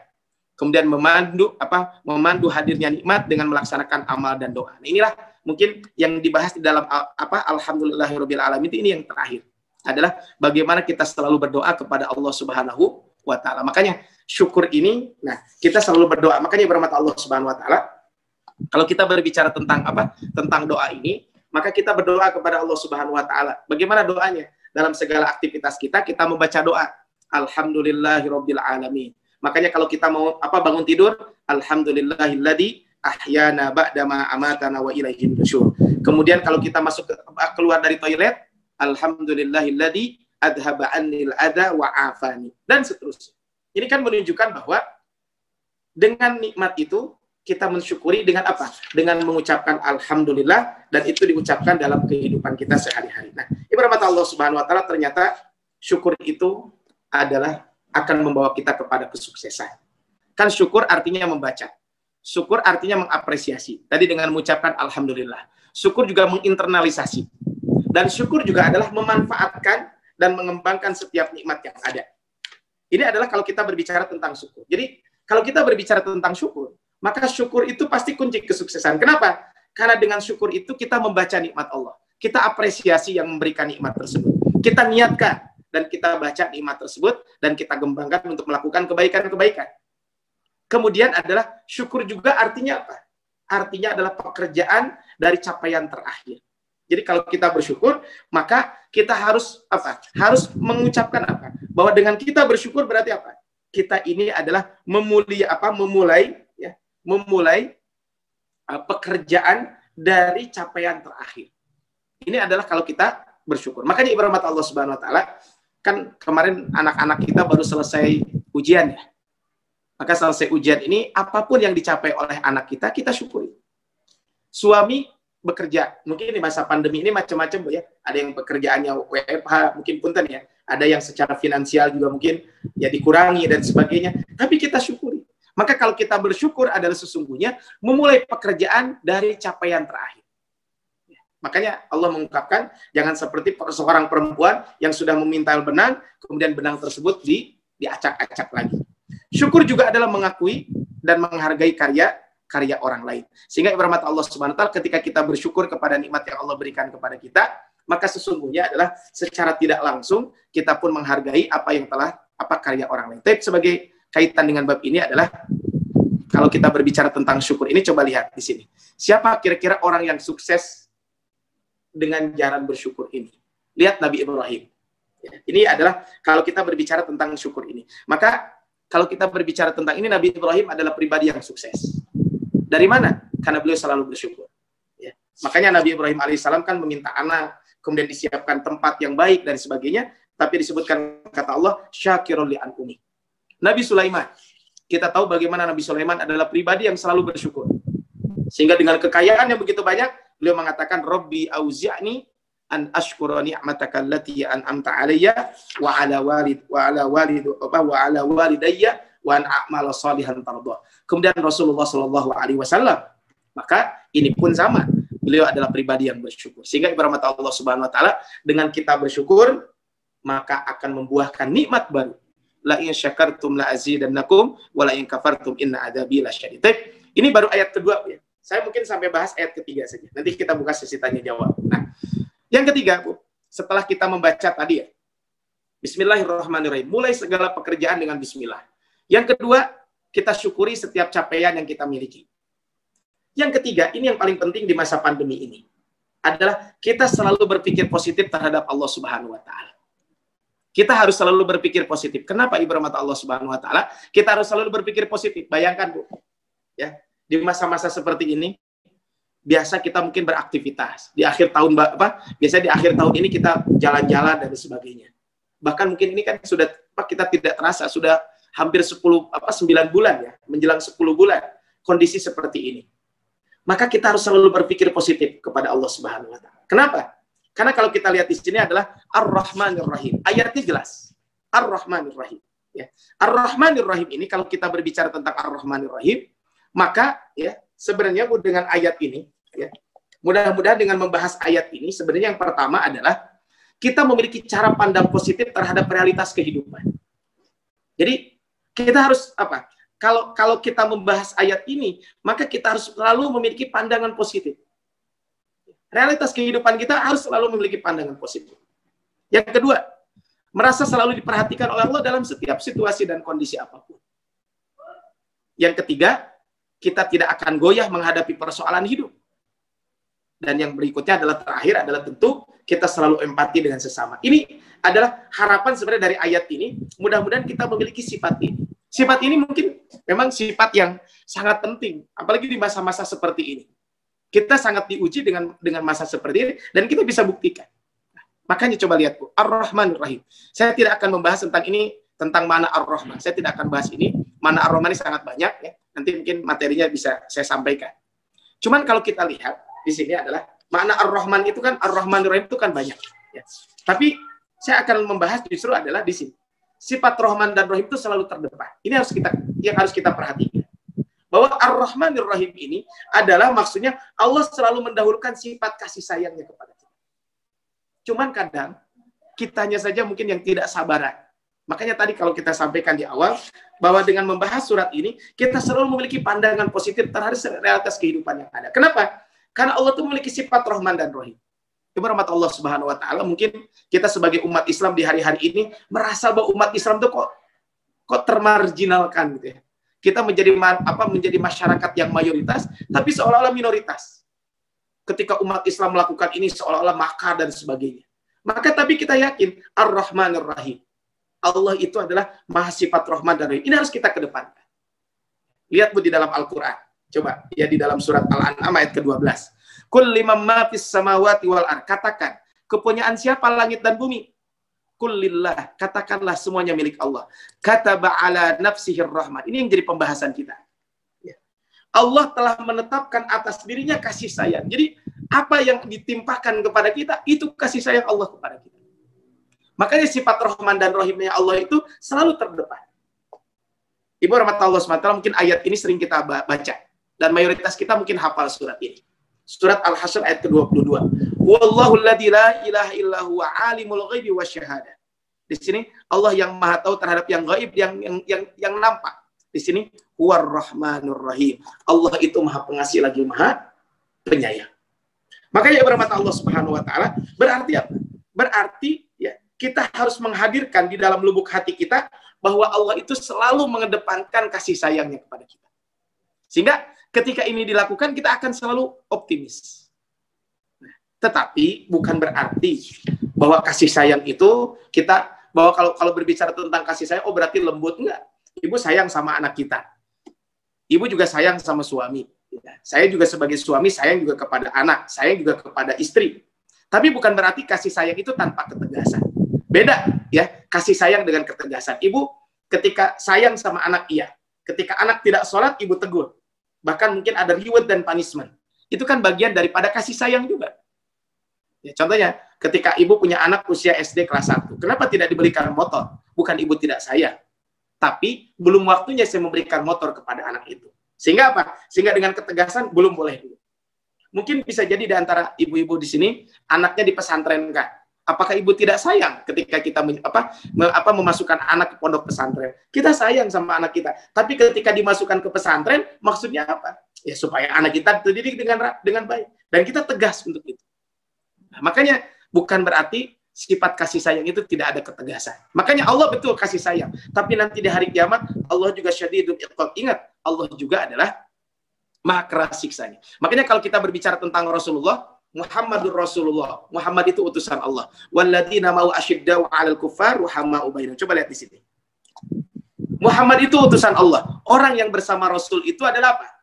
Orang yang sangat tegas kepada orang-orang kafir dan kasih sayang sesama muslim.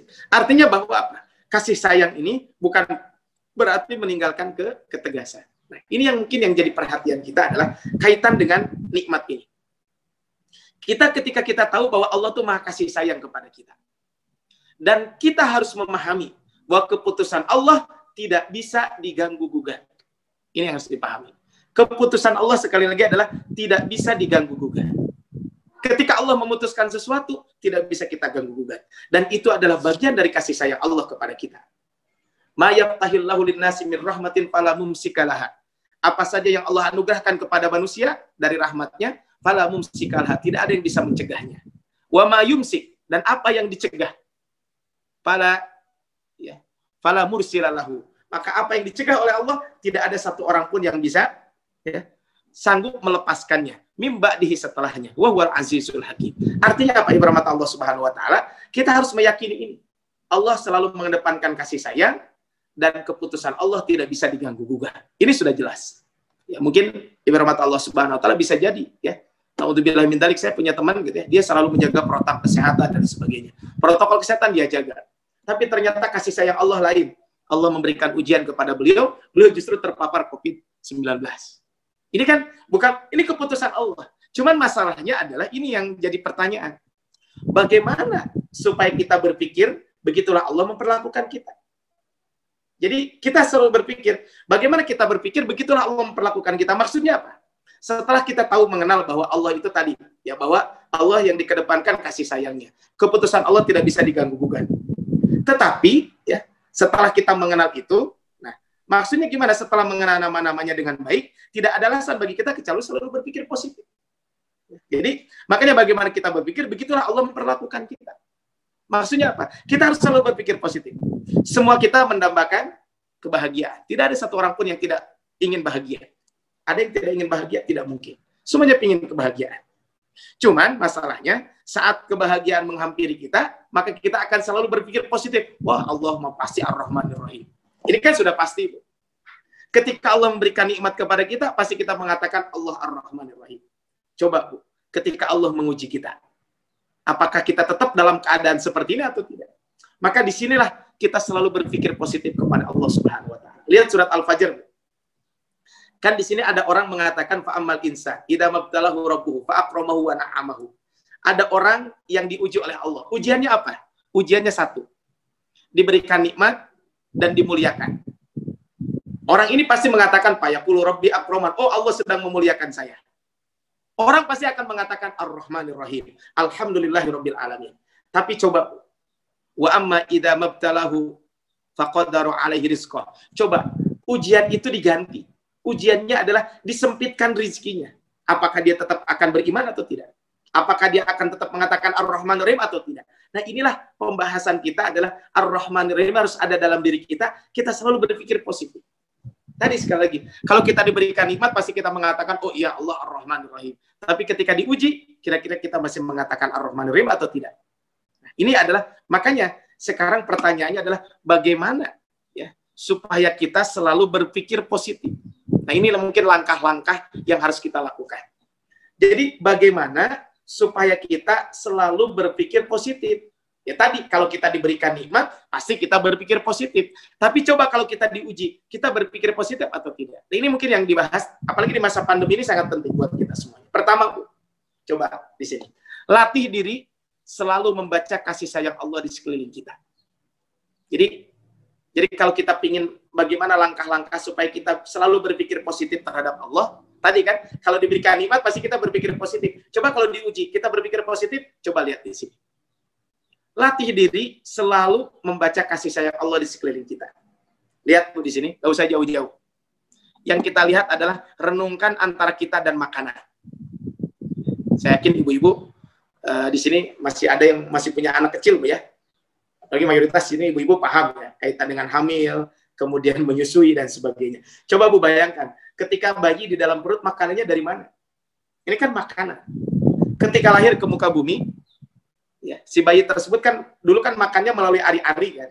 Nah, si ari-ari itu dipotong kan begitu lahir.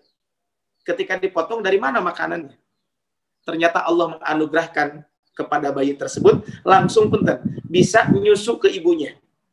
Dan ibunya pun dengan seorang ibu ketika yang melahirkan itu punten, maka si payudaranya itu mengeluarkan air susu. Ini kan nikmat yang Allah berikan. Pertanyaan berikutnya, apakah akan terus-menerus si bayi itu nyusu kan enggak, ada batasannya. Maka mulai itu 6 bulan dikasih makanan, terus nanti kalau udah 2 tahun di stop nyusunya. Kenapa? Bisa jadi si ibu tersebut hamil lagi. Artinya apa? Artinya ini kan menunjukkan bahwa terus aja setelah itu apa? Tumbuh gigi, makan terus sampai berikutnya. Ini coba lihat. Ini kan latih diri untuk membaca kasih sayang Allah di sekeliling kita. Tadi, renungkan antara kita dan makanan. Coba renungkan lagi. Renungkan antara kita dan awan yang bergerak. Kita kan mungkin melihat awan di sekeliling kita yang bergerak. Kalau kita sedang naik pesawat, coba lihat mungkin Bu ya, ibu-ibu bisa jadi pas umroh, haji, atau pas mudik, atau pas mungkin sedang rekreasi dan sebagainya naik pesawat. Coba lihat kan kita berada di atas awan. Awan yang begitu awan itu kan kalau kita menyaksikan uap air dan dari bumi yang melayang-layang di udara, uap tersebut sedikit demi sedikit berkumpul dan akhirnya membentuk gumpalan awan. Dan awan itu nanti jadi hujan dan sebagainya. Ini di antaranya, Bu. Coba lihat aja sekeliling kita. Jadi supaya kita selalu berpikir positif, coba langkahnya adalah supaya berpikir positif, latih diri selalu membaca kasih sayang Allah di sekeliling kita. Ini yang pertama. Yang kedua, sehingga dengan ini kita akan menjadi hamba tahu diri siapa sesungguhnya kita. Yang kedua, langkahnya. Tata jiwa menghadapi kehilangan seseorang atau sesuatu yang dicintai. Jadi, supaya kita selalu berpikir positif, tadi yang pertama, latih diri membaca kasih sayang Allah di sekeliling kita. Makanya saya sering dengan anak saya, selalu bilang begini, nak, kamu mau bersyukur ya, begini. Ini kan sebenarnya untuk membaca nikmat Allah di sekeliling kita. Makanya coba ibu ajak jalan-jalan, mungkin kalau ada ajak jalan anak, gitu ya. Kemudian lihat di sekeliling kita. Mungkin kalau kita melihat, subhanallah, gitu ya, Allah memberikan nikmat kepada kita. Nah, lihat loh, orang mah mungkin belum tentu. Contohnya ibu ajak makan anak di restoran, kemudian di rumah makan, atau ibu ajak anak jalan-jalan pakai kendaraan pribadi, lihat orang mungkin pas hujan, kemudian lihat orang naik motor, nah bilang, nah alhamdulillah kita mah ya masih Allah memberikan kepada kita nikmat, walaupun mobil biasa-biasa saja, tapi orang mah kehujanan dan sebagainya. Ini kan melihat nikmat Allah di sekeliling kita. Kemudian yang berikutnya adalah tata jiwa untuk menghadapi kehilangan orang yang kita cintai atau sesuatu yang kita cintai. Dengan cara apa? Pertama, usahakan tetap tenang di menit-menit awal musibah.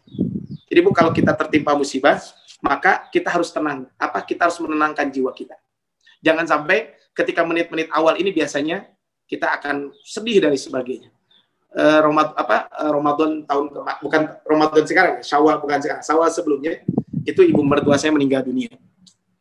Dan waktu itu saya ingat saya waktu itu lagi ada kajian dengan para remaja di dekat rumah gitu ya. Tiba-tiba kakak saya telepon. Maka ketika telepon itu ya saya sampaikan Bapak meninggal dunia. Saya pulang ke rumah, istri sedang tertidur. Akhirnya saya waktu itu tidak langsung bangunin Bapak meninggal, enggak. Saya bangunkan istri, yang bangun sebelah. Sok wudhu, setelah tenang saya kasih air minum, saya sampaikan Bapak meninggal dunia. Dia langsung menangis. Ya, makanya tadi nanti poin D, lihat, biarkan air mata kasih sayang berlinang. Jadi kalau kita sedih, ketika kehilangan orang yang kita cintai atau barang yang kita cintai menangis, nggak apa-apa. Itu manusiawi. Tetapi usahakan tetap tenang di menit-menit awal. Karena pahala ini besar adalah ketika di menit-menit awal ini.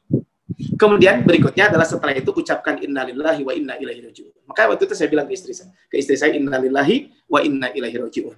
Baru setelah itu, setelah kita tadi tenang di menit awal, kita mengucapkan ini memang milik Allah, akan kembali kepada Allah. Maka berikutnya Bu, bandingkan nikmat yang ada dengan nikmat yang hilang. Coba bayangkan, nikmat yang ada dengan nikmat yang hilang. Contohnya gini Bu, mungkin ibu bisa, naudzubillahi min dzalik, Allah menguji, contoh ibu uang hilang. Ya, tapi kan dengan kehilangan uang itu hanya segini. Tapi coba dengan uang yang lain mungkin. Makanya kan ada kisah seorang kakek masuk rumah sakit, kemudian dikasih oksigen. Ditanya, berapa harga oksigen ini satu tabungnya? Kemudian dijawablah oleh perawat tersebut. Si kakek tersebut ketika ditanya, si perawat tersebut, kayak kenapa nggak sanggup bayar atau gimana? Enggak, kata beliau. Betapa nikmat yang Allah berikan kepada saya selama 60 tahun diberikan oksigen, baru sekarang aja udah mengeluh gitu. Betapa kalau saya suruh bayar selama 60 tahun, berapa harus saya bayar? Makanya kalau kita sakit, maka sakit kita kan coba bayangkan. Mungkin kalau taruh di antara ibu-ibu ada yang usia 30 tahun, ada yang 40 tahun, ada yang 50 tahun. Maka coba, ketika kita sakit, bayangkan kita berapa tahun kita sehat. Nah, ini kan bandingkan nikmat yang ada dengan nikmat yang hilang. Sehingga kita akan selalu Akan selalu berpikir positif. Oh, berarti Allah itu betul Ar-Rahmanir Rahim. Kemudian biarkan air mata berlinang, jangan larut dalam kesedihan, dan jangan ngomel. Sedih boleh, tapi jangan larut dalam kesedihan. Ini mungkin yang disampaikan oleh para ulama kaitan dengan bab ini. Jadi menangis boleh, silakan. Rasul pun pernah menangis kok. Tapi tadi, siap tata jiwa kita untuk siap kehilangan orang yang kita cintai. Yang kedua itu. Yang ketiga, tanamkan keyakinan bahwa dalam kesulitan itu ada kemudahan. Apalagi di masa-masa pandemi seperti ini, Bu, ya. Kita harus meyakini bahwa dalam keyakinan kita, dalam kesulitan pasti ada kemudahan. Fa inna ma'al usri yusra. Ya mungkin bisa jadi, Bu, ya, yang jualan ya, pasti akan anjlok dan sebagainya. Bahkan saya kemarin lihat di salah satu media, ya, karena ada pas di wawancara di salah satu media, itu disampaikan bahwa dunia media itu anjlok banget. Ya. Saya kemarin ngobrol dengan salah seorang pengusaha Muslim. Beliau memang salah satunya juga punya media juga, ya. Kata beliau sekarang dulu katanya iklan itu setahun gitu ya. Maksudnya iklan itu adalah sekitar 140 triliun. Jadi iklan di TV selama 1 tahun itu sekitar 140 triliun. Sekarang itu turun cuma 105 triliun. Nah, apalagi di masa pandemi ini makin turun lagi. Bahkan kemarin saya lihat di salah satu stasiun TV ya, bahwa di media ini kan sekarang sudah begitu sebelum pandemi ini banyak dengan YouTube, dengan Twitter, IG dan sebagainya, berita akan menyebar di mana-mana. Udah gitu sekarang bagaimana media-media ini dengan adanya pandemi ini kan makin anjlok juga. Tapi kalau kita sebagai orang yang beriman, kita berpikir positif. Fa inna ma'al usri yusra. Tanamkan keyakinan bahwa dalam kesulitan ada kemudahan. Ya tadi ya, pasti saya dengan adanya pandemi ini ya saya jadi mengenal medsos dan sebagainya. Mungkin ibu-ibu juga dulu tidak kepikir main kajian lewat Zoom dan sebagainya. Dan sekarang dengan pandemi seperti ini mungkin kita bisa jadi menghadiri kajian di beberapa tempat. Ya contohnya hari ini di Masjid Al-Mujahadah. Mungkin nanti sore adalah kadang dengan seperti ini, saya contohnya ketika itu saya harus ke Kuningan karena kakak saya sempat 2 bulan yang lalu dirawat ya positif COVID-19. Ini bukan aib ya, positif COVID-19 karena beliau pengajar di salah satu pesantren. Nah, kemudian saya ke Kuningan dan saya ada rapat. Ternyata coba kalau dulu mungkin saya tidak bisa hadir rapat. Sekarang saya bisa hadir rapat dengan apa? Dalam situasi kemudian saya ketika itu menghadiri rapat di perjalanan. Kan ini menunjukkan fa inna ma'al usri yusra. Yakin bahwa dalam kesulitan ada kemudahan. Maka di sini Allah mengungkapkan bukan fa inna ba'dal usri yusra, tapi apa? Fa inna ma'al usri yusra. Ini kan pasti ini adalah dalam kesulitan itu ada kemudahan. Ini yang ketiga. Yang keempat, dirahmati Allah Subhanahu wa taala, ini doa yang menarik. Langkah yang berikutnya adalah hilangkan penyakit-penyakit mental yang menghambat kemajuan. Ini Bu, jadi hilangkan penyakit mental yang menghambat kemajuan kita. Lihat Bu ayatnya, hadisnya. Ini kita insya Allah sering membaca doa ini. Ibu kalau rajin baca zikir pagi dan sore, kita selalu membaca zikir ini. Zikirnya adalah Allahumma inni a'udzubika minal hammi wal hazan. Ini kan zikir, ini terjemahnya. Ini kan sebenarnya kisah. Ketika itu ada seorang sahabat masuk masjid dan ya kondisinya bahasa kitanya mah murung lah ya. Jadi ada seorang sahabat ketika beliau masuk masjid maka disebutkan bahwa panggilannya adalah orang tersebut ya dipanggil oleh Nabi SAW ya orang ini masuk ke dalam masjid dan biasa beliau dipanggil oleh Nabi SAW adalah Abu Umamah. Kemudian Nabi berkata, wahai Abu Umamah, kenapa saya melihat engkau di masjid terus kenapa aku melihatmu di masjid bukan waktu sholat? Maksudnya kenapa? Pasti kamu ada masalah. Wahai Rasulullah, saya ini sedang dalam kesedihan dan punya hutang. Kata Rasulullah, boleh nggak saya ajarkan kamu amalan? Jika kamu bacanya, maka kesedihan kamu akan hilang, kemudian juga hutang kamu bisa dilunasi. Maka Abu Umamah menjawab, tentu mau. Maka kata Rasul, sekarang kamu baca. Apa doanya? Allahumma inni a'udzubika minal hammi wal hazan. Ini kan ada 8 penyakit. Ada 8 penyakit. Pertama adalah al-hammu wal hazan. Ini yang pertama. Maka penyakit yang pertama adalah kegelisahan dan kesedihan. Maka ibarat Allah Subhanahu wa taala, kita tidak boleh larut dalam kegagalan. Jadi kalau seandainya kita gagal, tidak boleh larut dalam kegagalan dalam konteks apapun. Sehingga membuat kita gelisah dan sedih berkepanjangan. Kita harus evaluasi sebab kegagalan dan kita harus bangkit dan belajar dari kegagalan tersebut. Ini adalah yang pertama, alhamdu wal hazan. Kemudian wa'udzubika minal ajzi wal kasal. Kita usir rasa kurang percaya diri, merasa tidak punya potensi dan rasa malas, kita usir semuanya. Galilah potensi diri dan kembangkan serta pupuklah semangat kerja. Ini kan wa'udzubika minal ajzi wal kasal, wa'udzubika minal jubni wal bukhal. Kita harus hilangkan sifat pengecut dan sifat bakhil. Bangun sifat sportif, berani dan bertanggung jawab.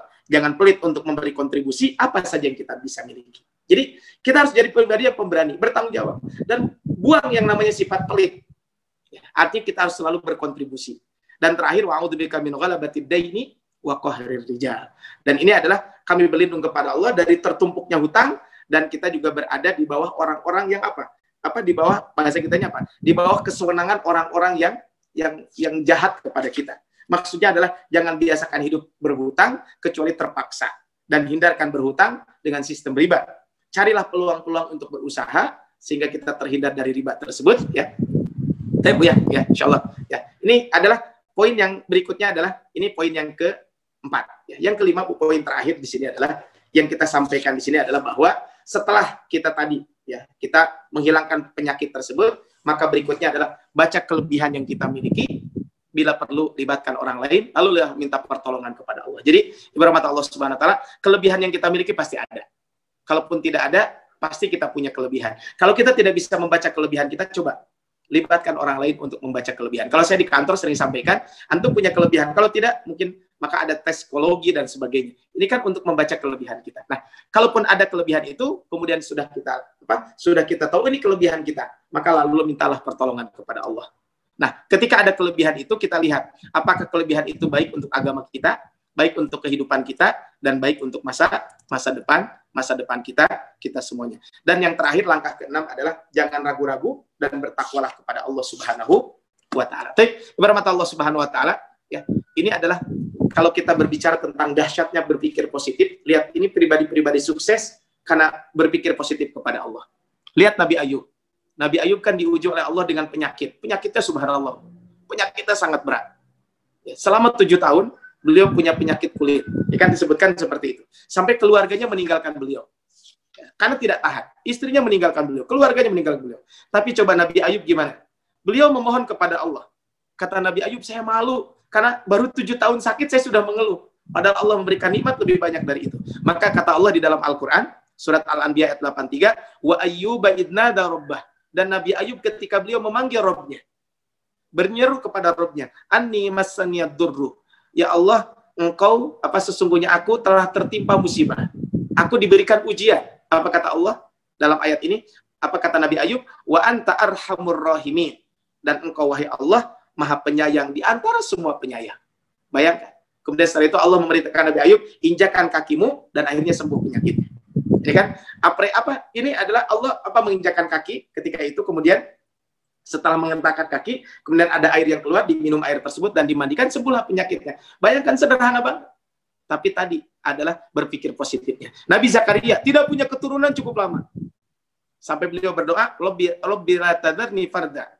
Ya Allah, janganlah engkau membiarkan aku sendirian. Wa anta khairul warithin. Dan engkau adalah sebaik-baiknya yang mewarisi. Nabi Yunus juga sama. Ketika masuk ke dalam perut ikan, maka Nabi Yunus mengatakan la ilaha illa anta subhanaka inni kuntu minadh dhalimin. Dan tentu Rasulullah SAW adalah suri tauladan. Kita semuanya kaitan dengan ini. Makanya kita semuanya adalah 3 poin ini yang kita bahas, baru 3 ayat ya. Mungkin nanti mudah-mudahan di kesempatan yang akan datang kita bahas lagi ayat keempat dan ayat kelima, 6, 7, 4 ayat lagi kaitan dengan bagaimana kita selalu memiliki tadi ya. Memulai dengan bismillah, syukuri setiap capaian yang ada, dan kita selalu berpikir positif kepada Allah Subhanahu wa taala. Tapi waktu saya sudah habis ternyata, Bu ya, mohon maaf. Mangga saya kembalikan dulu kepada MC. Mungkin kalau ada yang mau bertanya dari sebagainya, falyatafaddal masykura. Ya. Nanti materinya saya kirimkan, Bu ya. Insyaallah, enggak usah khawatir. Materi yang tadi saya sampaikan, insyaallah saya kirimkan. Ya. Mangga, Bu. Ya, mangga ibu-ibu ada yang mau bertanya? Mami Poe, mangga.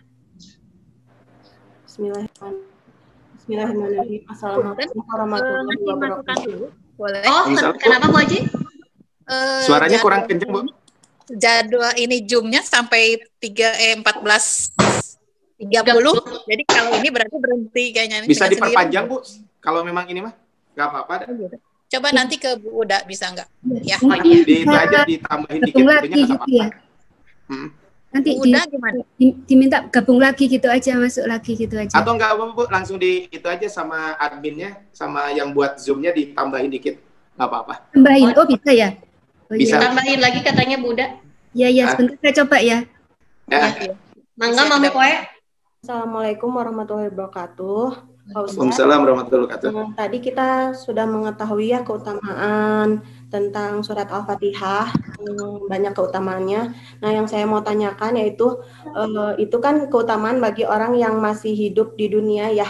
Nah, sementara yang saya mau tanyakan apa yang menjadi dasar bagi seseorang mengirim bacaan surat Al-Fatihah untuk orang yang sudah meninggal? Ya, baik Bu ya. Jadi gini, kan kalau amalan ini kan di dalam Al-Qur'an di dalam hadis Nabi ada amalan-amalan yang bisa sampai pahalanya kepada almarhum. Pertama sodakoh.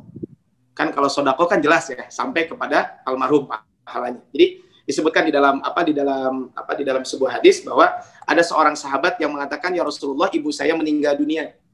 Kemudian dia belum sempat tidak sempat wasiat sodakoh kepada saya. Nah, seandainya saya bersodakoh atas nama ibu, apakah pahalanya akan sampai? Mungkin bahasa kitanya begitu. Maka kata sahabat tersebut akan sampai pahalanya. Itu yang pertama. Yang kedua adalah dalam sebuah hadis juga disebutkan ada seorang sahabat yang mengatakan ketika beliau menjalankan ibadah haji, ya, labbaik Allahumma an syubrumah. Ini kan dia menjalankan ibadah haji. Kemudian kenapa niatnya beda? Labbaik Allahumma an syubrumah. Nah, akhirnya setelah itu kemudian ditanya siapa Subrumah itu. Kata sahabat tersebut mengatakan Subrumah ini adalah akhun li, itu saudara saya. Kata Rasul, haji untukmu baru untuk saudaramu. Nah, ini kan berarti orang sudah meninggal tapi dihajikan. Orang sudah meninggal tapi kita bersedekah atas nama orang meninggal. Kemudian yang ketiga, kita kan berdoa Rabbighfirli wa liwalidayya warhamhuma kama rabbayani shaghira. Ini kan doa mau masih hidup atau sudah meninggal akan sampai. Nah, dari hadis-hadis ini para ulama berbeda pendapat. Apakah boleh ya mengirimkan bacaan Al-Fatihah, pahalanya kita niatkan buat almarhum. Nah, ini yang jadi pertanyaan adalah itu. Boleh nggak kita membaca Al-Fatihah dan niatkan pahalanya untuk almarhum? Nah, ini kan sebagian ulama mengatakan boleh ya dengan dalil tadi. Bahwa dalilnya apa? Dalilnya adalah orang bersedekah dan sebagainya. Berarti boleh dong Fatihah pun karena ibadah juga kan, seperti itu. Ini yang pertama. Jadi dalilnya adalah itu. Dikiaskan kepada ibadah-ibadah barusan. Sebagian mengatakan tidak boleh. Karena wa'al laisa lil insani illa ma sa'a. Bahwa setiap orang itu akan mendapatkan balasan tergantung apa yang dia lakukan. Jadi itu Bu ya, kaitan dengan baca Fatihah dikirimkan kepada almarhum ataupun almarhumah adalah seperti itu. Itu barangkali wallahu a'lam.